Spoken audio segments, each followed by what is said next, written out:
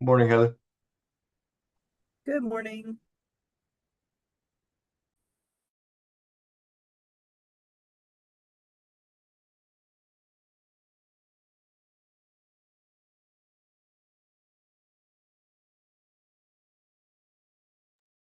Zach, do we know anybody that's going to be absent today? I think Annette said she wouldn't be here.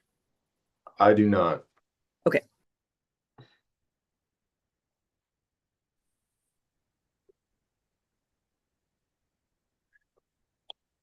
Morning.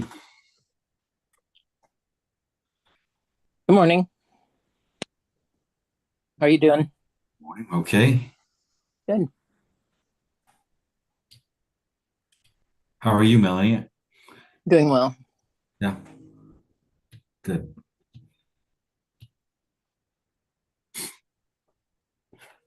So Nate, I think Annette won't be here. Is there anybody else that said they wouldn't be able to make it? Um, the mayor. Okay. Other than that, no. Thank you.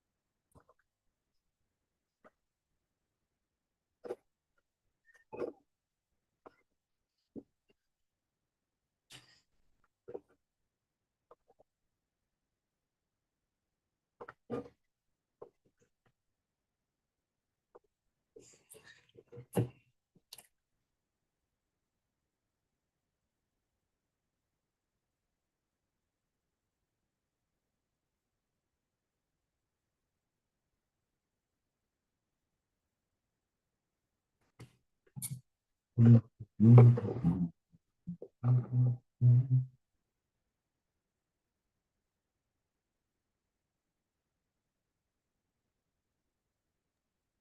morning, everyone. Good morning. Good morning.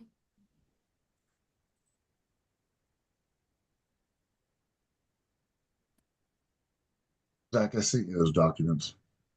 Yeah, I'm reviewing them. Thank you. Yeah, no worries. Man, when we talked about it either last month or the month before, I downloaded a bunch of that. And then I didn't think about it until I saw the inputs this morning. So that's what I did this morning.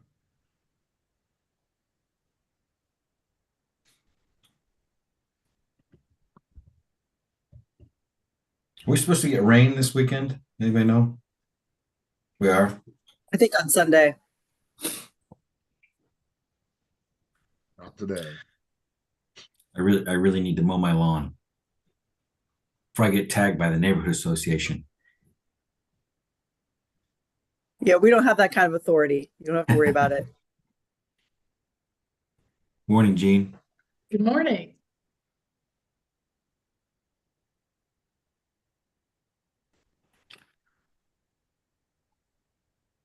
We're missing, let's see, 1, 2, 3, 4. So Dustin and John, because Annette and the mayor will not be here. Let's just give it a couple more minutes for him. There's Dustin.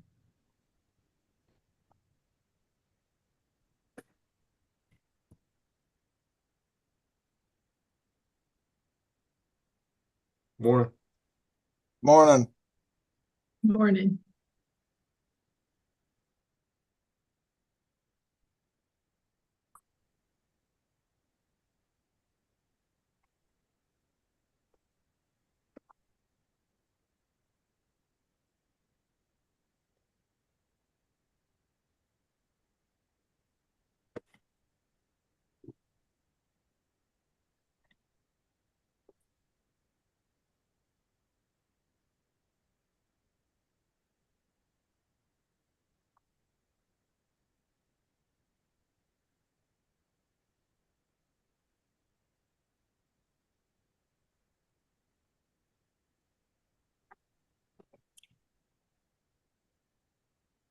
You guys hear that? My background. They're demolishing a house right across the alley. It's going beep, beep. It's not one of ours, is it? No, well, it's a long story. I call it the Gretchen. It's a good story over a drink. But yeah, it was that 719 that was going to be involved in some of this Weston development that got wrapped up in a public support housing program. And then winter happened to that house a couple times maybe. And now it's got to come down and a new house will be like, I think right on its footprint, if I remember right. Rebecca might know a little bit more details.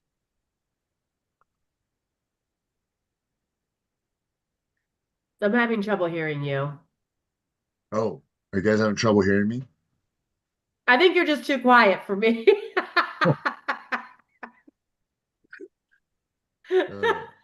Well, okay, it's 7:02.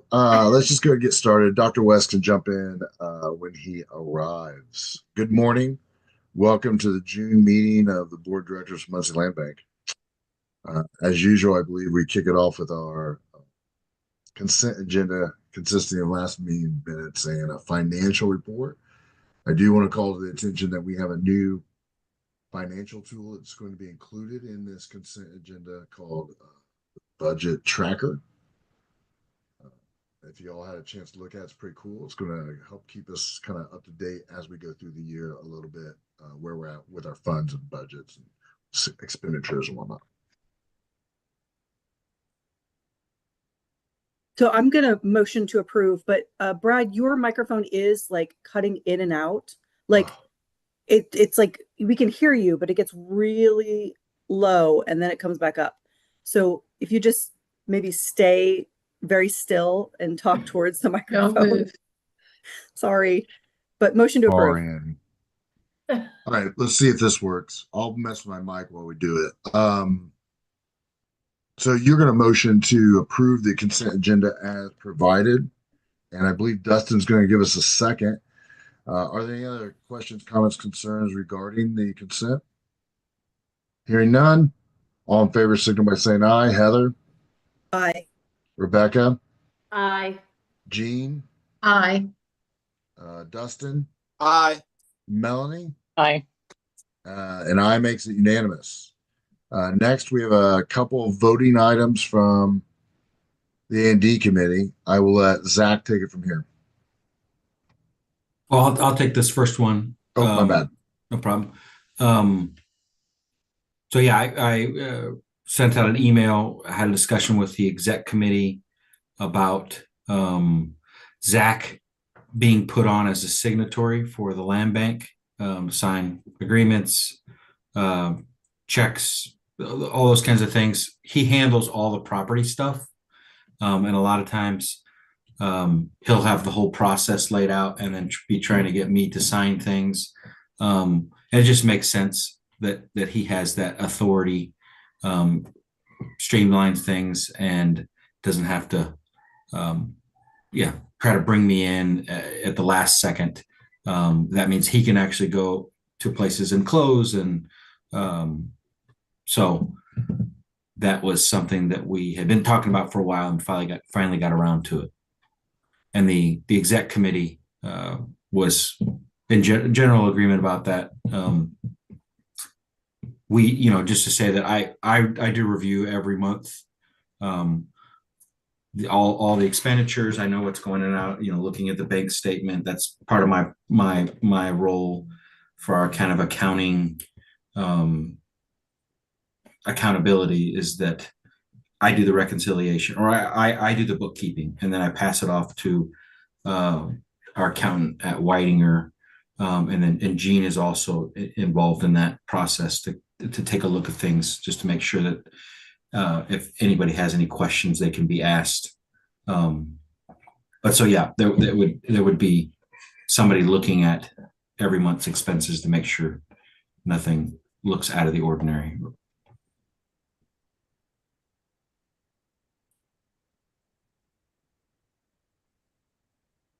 You're muted there, Brad. Are there any questions? Yeah, we just thought this made sense. According to the bylaws, we just need to resolve or resolute who does that. It just takes a simple resolution that we pin together with our foundational documents to make sure that future iterations of this body would understand it. So I would entertain a motion to approve said transactional authority. So move. Gene's our motion. Do I have a second? I'll second. And are there any other questions, comments, or concerns? Hearing none, roll call vote. Heather, Yes. Rebecca, Yes. Gene, Yes. Dustin, Yes. Melanie, Yes. and I makes it unanimous. Next is the approval of A&D. This is the A&D recommendation, Zach. Yeah. So I have two dispositions here this month. They're both transfers to adjacent owners of vacant lots. So it's pretty simple transactions. The first one is a property we bought from the deed sale, 314 East Myrtle. Derek Snyder with Ridgeback Properties LLC has agreed to pay $1,750 plus any closing costs.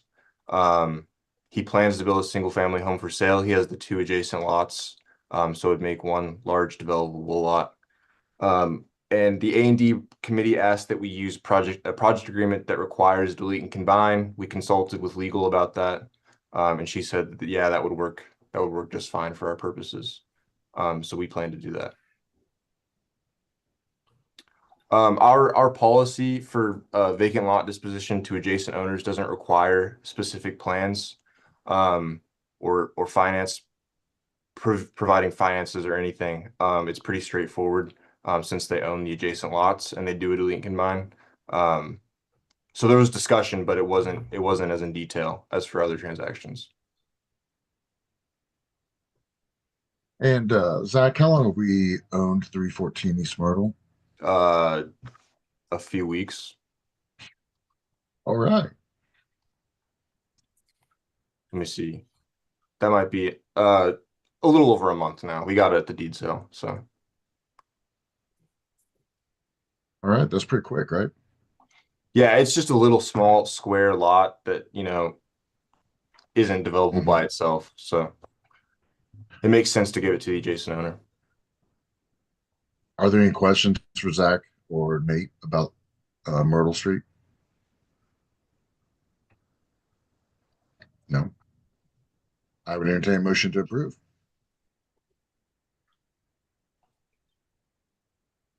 So move. Seconded. Gene's our motion, Dustin's our second. Are there any other further comments, questions, or concerns? Hearing none, roll call again. Heather, Yes. Rebecca, Yes. Gene, Yes. Dustin, Yes. Melanie, Yes. and I makes unanimous. Thank you, everyone. We'll move on to 2000 block of East Russie. Zach. Great. Yeah. This is another adjacent owner of this lot that we own. We were actually bidding against him for both of them at the deed sale, which ran the price up a little bit. His name's Tyrone Miller. He's done rehab work in the neighborhood that Frank Scott of the Whiteley Community Council has vouched for him and the work that he's done. But he wants to live in the neighborhood, and he also expressed that he wanted to build a single family home for his personal residence. Again, he owns the adjacent lot, so he would do a delete and combine. We could require that with a project agreement. But he has said he'd pay $2,150 plus any applicable closing costs for this property.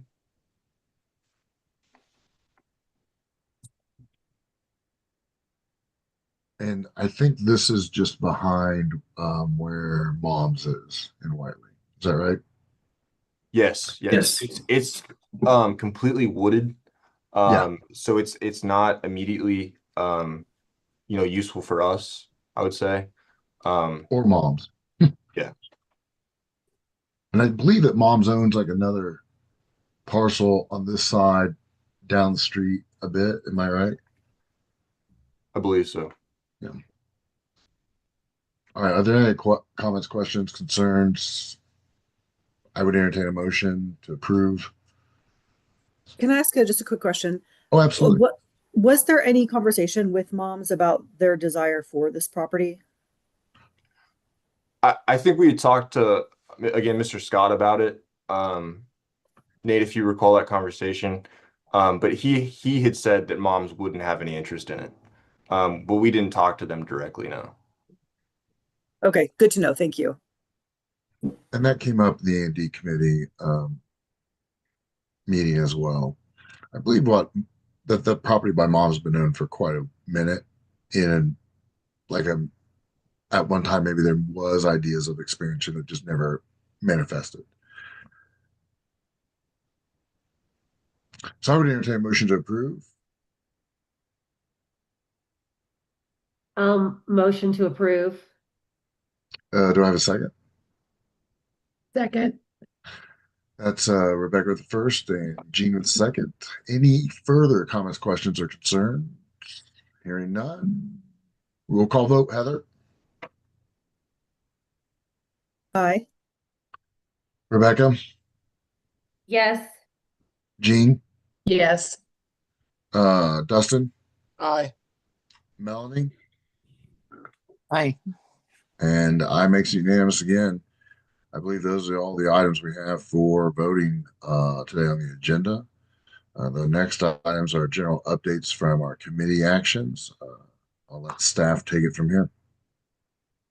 Yeah, so we're actively working. This is something that's been on our a list of to-dos for a while. Reviewing our policies, strengthening them, realigning them with our priorities now as we go through the strategic planning process, but as our processes have changed over time. So we're trying to create a comprehensive policy manual essentially of all of the different policies we have as a land bank. And we plan to present that to the A&D committee this July and discuss it and then present it to the board for comprehensive approval of those. We're also creating a wholly new policy about seller financing. So you all had approved last month selling 600 East 8th in 2116 using seller financing. We've never done that before. Well, we've done land contracts before, but we haven't created a policy for it. So we want to make sure that we have a fair outlined procedure for how we do that, so that buyers know when and when it is not a possibility through us. So that's something I'm actively working on. Nate and I are actively working on, and we plan to present to you all soon. Also, as far as general A&D items, I've compiled all the invoices dating back to February 18th, 2024, the look back period for the Ready 2.0 project. 100 some invoices, like 900 different property costs. But those are all going to be reimbursable through that $75,000 reimbursement fund. So our profit on those properties is going to increase substantially because those costs that we thought were sunk at one point are going to be regained, which is great. And we've just signed that contract saying that we're going to pay or going to maintain those properties for that fee with intent. And also, if we end up acquiring Erica Carter's property, which was approved by you all a couple months ago, but that's still in the works, they also said that money that is over the $5,000 they can pay for a lot, so that $8,000 gap can also be covered by this maintenance fund as well. So we get that money back almost immediately rather than waiting until the sale. But they've also stated just more that they're willing to re-up this contract after that $75K is spent, so we can continue to get reimbursed for maintenance expenses that we incur on these properties. Both those that we still might own and those that we've sold to them but are maintaining for them. So it's not a hard stop at 75. Any questions on those two items? Zach, what remind me, what was the property address in the Old West End that we're still looking to acquire? 601 South Council. Thank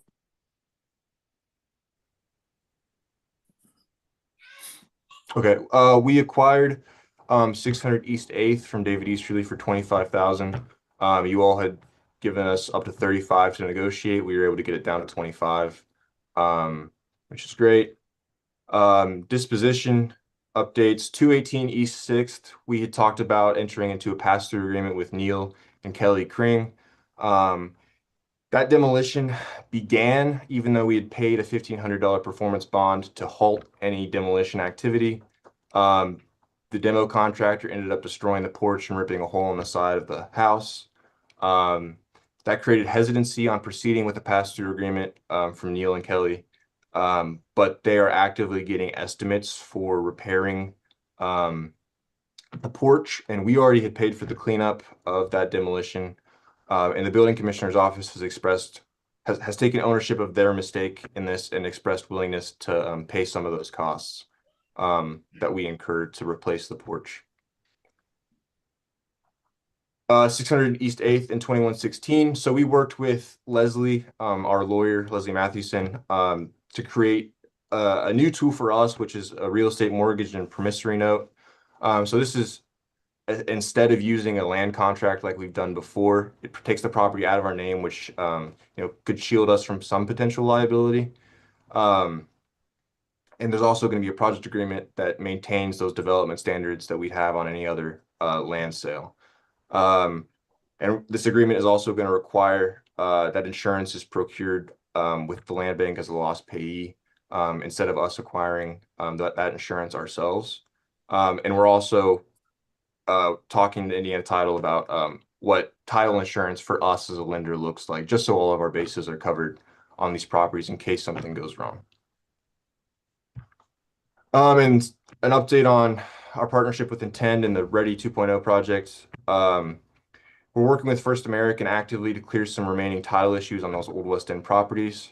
So there's 25 that are remaining. We've sold 11 to them last year.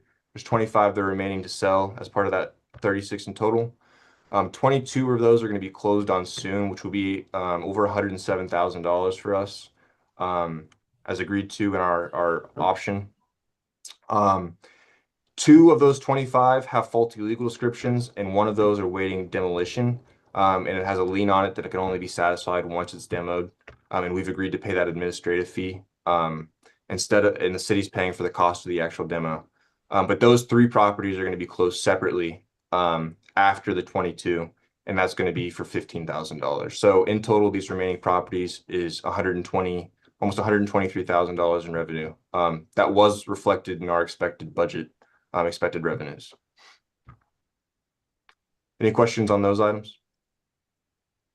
3 additional things, just real quick. There was a property, 507 West Proud, that we were seeking to acquire from the MRC in our discussions with Intend because of an issue with another property that we had acquired that had a house that was originally going to be a rehab. There was some miscommunication. That property got knocked down, and so then it became a lot where we were going to have to build on, but it wasn't big enough. And so Intend asked us, can we try to remedy this? One of the solutions we came up with was acquiring 507 West Proud, which butts up against it, and then that would make those both lots buildable. Anyways, there was a little bit of discussion with MRC on, why do we need property still? But anyways, it's been resolved, and the MRC is going to pass that property off directly to Intend. 425 West Charles was another property that we've been waiting to be demolished. That's been knocked down. That's going to be one of the lots that a new infill is going to be built on. And 2, we did get a lot of damage last weekend because of the storm. We had 12 properties that we've already done considerable work on. 6 in the old West End, 6 in mostly industry. That was the hardest hit area. And then we have one property, 720 West Powers, or 724 West Powers, that had a tree fall on the house next door. And we've made a claim with our insurance. They've been out to look at it, but really it needs to be something that that the existing homeowner also gets involved in figuring out. So anyways, that's still something that we are trying to hash through. And there was a family there renting in that property, and so they've actually had to move out. The tree went through the attic. So it's been a sticky situation. We're trying to stay in touch with those folks that had been staying there, the property owner, our insurance company, but hopefully something gets resolved very soon here. So Nate, that was our tree that fell on their house. Is that what you're saying? Yes. Okay, gotcha. Yes.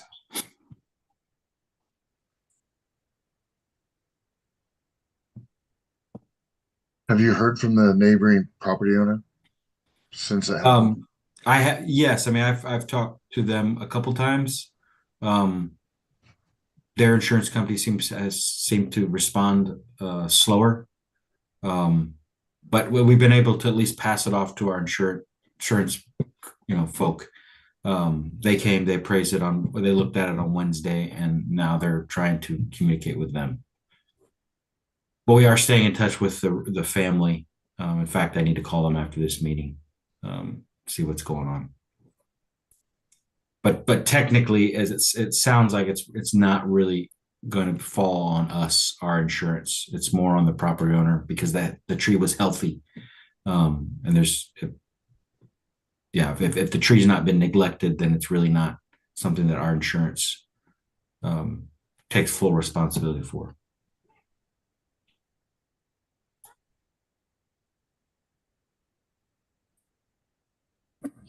All right.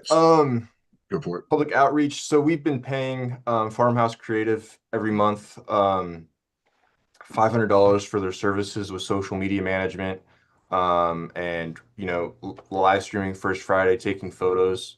I've taken over a lot of that responsibility with social media and with live streaming First Friday. Matt still comes and takes photos, but we discuss, and that's not really worth the money that we were paying each month. So we've decided to stop that contract and instead pay month to month for just the photography he does at First Friday. And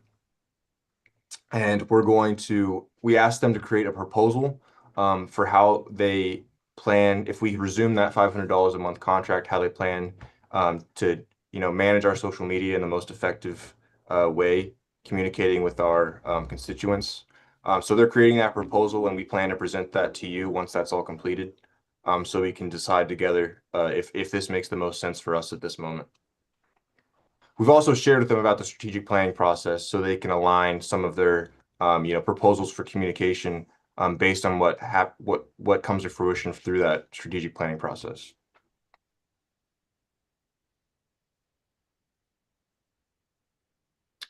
All right, Nate, you want to take the RWJ stuff?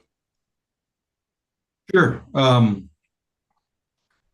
I think everybody's aware we finished our big report on the tax sale, looking at the 10-year period of the success and shortcomings. We presented that at the Prosperity Indiana Summit. We presented that at First Friday. We just had Center for Community Progress reach out. They want the report. They want to feature it. We've talked so we're trying to come up with strategy. Okay, now what do we do with this? And immediately what we want to do is kind of sharpen it up a little bit, and then make it public, and then figure out a way. So how do we start to take these things that can seem a little bit complicated, data heavy, kind of break them up into small pieces, and what are we trying to communicate? Because I think, again, the aim of the report is to share with everyone, like this is what's working, and perhaps there's ways we can improve this process that involves some of the land bank, maybe not some of the land bank. So anyways, we're just kind of coming up with a strategy for this, which is good. I think, what we'd love to do, and maybe part of this strategic planning process, is that we really can sit down with the different, units of government, administrative units, and say, look, like, how do we collaborate better, and where does the land bank fit in there? But if you haven't, I guess we haven't made it public, so you probably haven't seen the report. But it was something that we would highly recommend that everybody take some time to look at. Yeah, any questions about that? I may have asked this before, but I've forgotten the answer. What was the foundation's response to our findings? We did have a meeting with Ball Brothers Foundation. I mean, Robert Wood. Robert Johnson. Wood, excuse me. They thought it was great, and they offered a lot of feedback after we submitted it, as far as like how we can improve things, how we can say things more clear. And we talked a lot about further research and potentially applying for some new funding for in the future.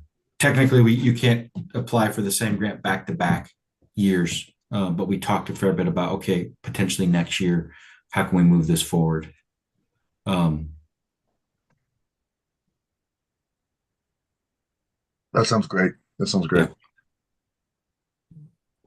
So I guess also, board, if there are ideas on how to present this, or who to present this, or where to present information like this, pass it on to Nate, and we'll see what we can do. I think after that, it's our First Friday update, and then we'll go on to strategic planning. So yeah, we had a First Friday meeting to present the tax sale report. We tried to promote it similar to the way we promoted the prior meeting with Cole. We didn't quite get the showing that we were hoping for. But anyways, it was a good first discussion. We actually had, it was interesting, the tax sale company that runs the tax sale, they had two representatives show up, and they challenged a lot of the things that we were saying. From my perspective, some of the things they were saying were thoughtful and helpful. Other things were not. But it kind of clued us in on, this report and maybe some of the sensitive areas that we might be touching on if we're talking about some reform.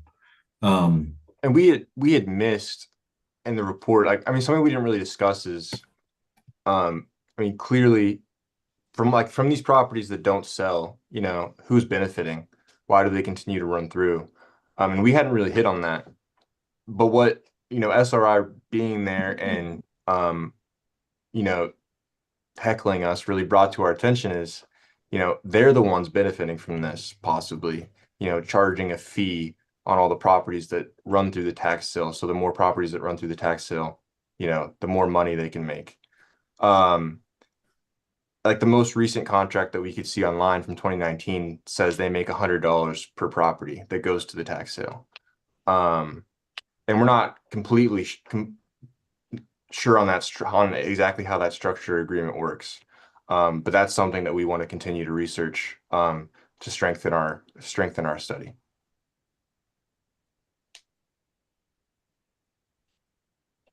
How many properties went to the last tax sale? Just in Muncie, 500 something, just in the Muncie boundaries. So $100 a property, that's like $500,000. 50,000. 50. Oh, my bad. Too many zeros. Well, but Well, there's a I'm not a lot more. mathematician. There is a lot more outside the city boundaries. But yeah, like Nate has said many times, when you go to the tax sale, like they auction off the first 40 to 50%, and then they hold up the remaining ones. They're like, does anyone want to buy these? Because they know they're not going to sell. So I mean, we know that ahead of time. We know what the attributes of the properties that don't sell are. And if those could just not go to the tax sale and maybe save, the taxpayers and the county some money, and actually return those properties to productive use, whether that be, through a nonprofit use that benefits quality of life, quality of place, or a tax producing use, or both. I think that could be, a huge benefit to the county, to the city. Yeah, and there, yeah, there's a series of kind of like 8 to 10 kind of like major findings, and then there's a section on policy recommendations. But I think one of the largest kind of things that came through for me was just realizing that the tax sale, to a degree, we kind of run it every year to year without much thought. It almost seems like a habit that we just kind of do. And it's really an opportunity to intervene in the life cycle of property that have been neglected, that are continuing to deteriorate. And so if you viewed it as an opportunity and connected it more with more long-term planning, there's a lot of opportunity to make some impact in these neighborhoods that are most affected by the tax sale. And one of the things that came clear, Zach was pointing to, is that basically you could run 40 to 45% of the properties through the tax sale that we're currently running through, and get the same results as far as like taxes recouped, even without affecting the tax bidders and the income that they create from that, the revenue, the interest generated. So hoping that this starts to open the door for a little bit more thoughtful conversation, and it connects well with our strategic planning process.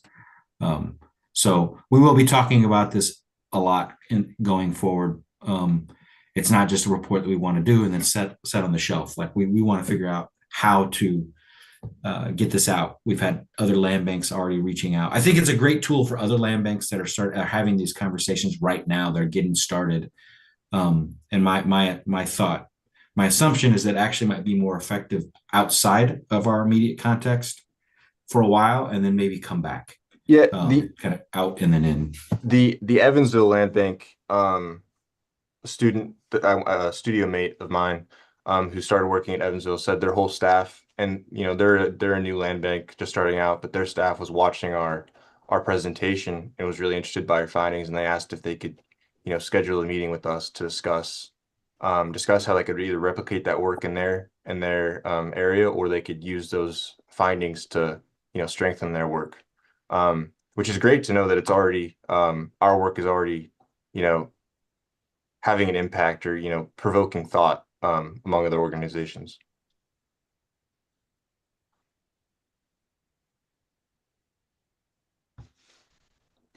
Thanks.